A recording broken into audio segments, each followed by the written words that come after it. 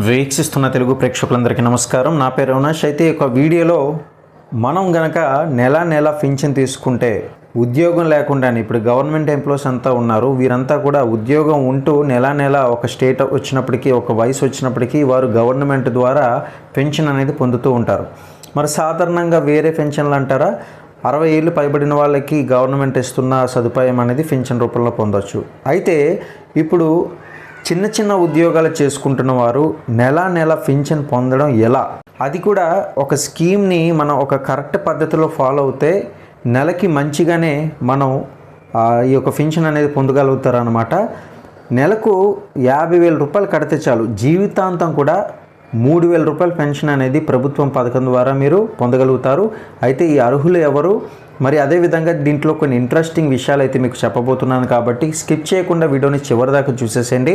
మరిన్ని అప్డేట్స్ కోసం ఛానల్ని సబ్స్క్రైబ్ చేసుకుని లైక్ చేయడం మాత్రం మర్చిపోకండి.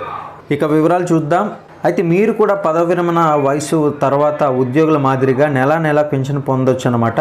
అందుకోసం కేంద్ర ప్రభుత్వం ఒక అద్భుతమైన పథకాన్ని అయితే తీసుకొచ్చింది. మరి దానికి సంబంధించి 60 ఏళ్ళు వచ్చిన తర్వాత గ్యారంటీగా నెలకు 3,000 రూపాయల పెన్షన్ అనేది పొందవచ్చు.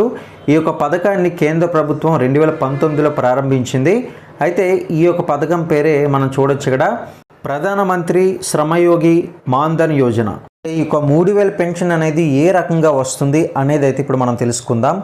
ప్రధానమంత్రి ఈ యొక్క శ్రమయోగి మాన్ధన్ ఈ యొక్క స్కీమ్ అనేది ఒక వాలంటరీ అనమాట, కాంట్రిబ్యూటరీ పెన్షన్ స్కీము. ఇక వీధి వ్యాపారులు, నిర్మాణ రంగ కార్మికులు, ఇళ్లల్లో పనిచేసేవారు, చిరు వ్యాపారులు వంటి అందరూ కూడా మరి ఇటువంటి రంగాల్లో పనిచేసే వారి కోసం ఈ యొక్క పెన్షన్ పథకాన్ని అయితే ప్రత్యేకంగా రూపొందించారు.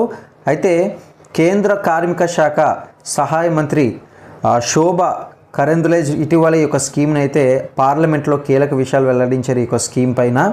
అయితే అసంఘటిత రంగంలోని కార్మికులకు 60 ఏళ్ళు వచ్చిన తర్వాత నెలకు 3,000 రూపాయల పెన్షన్ అందుతుందన్నమాట.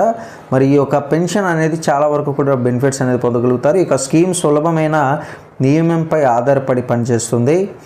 ఇక ప్రతి నెల ఈ యొక్క పథకానికి కొత్త పొదుపు చేయాల్సి ఉంటుంది. దాని ఆధారంగానే రిటైర్మెంట్ తర్వాత పెన్షన్ అనేది లభిస్తుంది. ఇకపోతే ఈ యొక్క స్కీమ్లో చేరాలనుకునే వారి వయసు 18 ఏళ్ళ నుంచి 40 ఏళ్ళ లోపు అయితే ఉండాలి. నెలవారీ ఆదాయపు మరి 15,000 లోపు ఉండాలన్నమాట మరి ఆదాయం అనేది. అసంఘటిత రంగంలో పనిచేస్తున్న ఈ యొక్క ఈపీఎఫ్ఓ, మరి అదేవిధంగా ఈఎస్ఐసి లేదా ఎన్సిఎస్లో చేరకూడదు. ఈ పథకంలో ఎంత డిపాజిట్ చేయాలనేది వయసును బట్టి మారుతుంది, గమనించాలి. ఉదాహరణకు 18 ఏళ్ళ వయసు వ్యక్తి చేరితే కనుక నెలకు 55,000 రూపాయలు చొప్పున చేయాల్సి ఉంటుంది. ఇక 40 ఏళ్ళ వ్యక్తి చేరితే కనుక 200 రూపాయలు కట్టాల్సి వస్తుంది.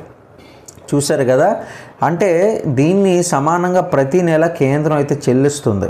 ఈ యొక్క స్కీమ్లో చేరే వ్యక్తి సగం మాత్రమే చెల్లిస్తున్నట్లు అవుతుంది, మిగతాదంతా కూడా ప్రభుత్వం భరిస్తుంది. ఈ పథకంలో చేరాలనుకునే వారు మరి వారికి సమీపంలోని కామన్ సర్వీస్ సెంటర్కి వెళ్ళాల్సి ఉంటుంది. ప్రస్తుతం దేశంలో 4 లక్షల వరకు కూడా మరి ఏదైతే ఈ యొక్క సిఎస్సి కేంద్రాలు అయితే ఉన్నాయి, లేదా మాన్ధన్ పోర్టల్ ద్వారా కూడా మీరు వెబ్సైట్లో ఆన్లైన్ ద్వారా సొంతంగా ఎన్రోల్ అయితే చేసుకోవచ్చు. ప్రభుత్వ లెక్కల ప్రకారం ప్రభుత్వం పిఎం అదేవిధంగా ఎస్వైఎం స్కీమ్లో మార్చి 12, 2026 వరకు మరి 52.5 లక్షల మంది లబ్ధిదారులు అయితే చేరారు. ఇది తక్కువ విషయం కాదు. అంటే ఈ యొక్క స్కీమ్లో ప్రజల్లో అవగాహన అయితే వస్తుంది.